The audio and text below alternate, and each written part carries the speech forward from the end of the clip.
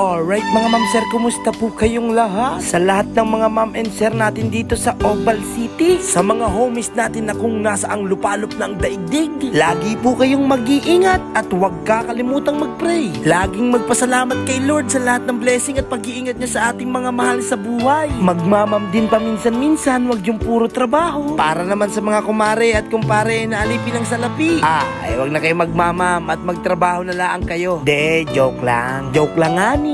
Tandaan, ang problema ay hindi yan pinoproblema. Sinusolusyonan yan. Ay hay, at ano't na gayon? Aba ano yun? Sus na galing yan. Ay di pa na mga ma'am sir. Hanggang dito na lang po muna tayo. Maraming salamat po. Lagi po kayong mag-iingat at sana po ay palagi kong nasasayang ang mga oras ninyo. Ay anak na mga padali.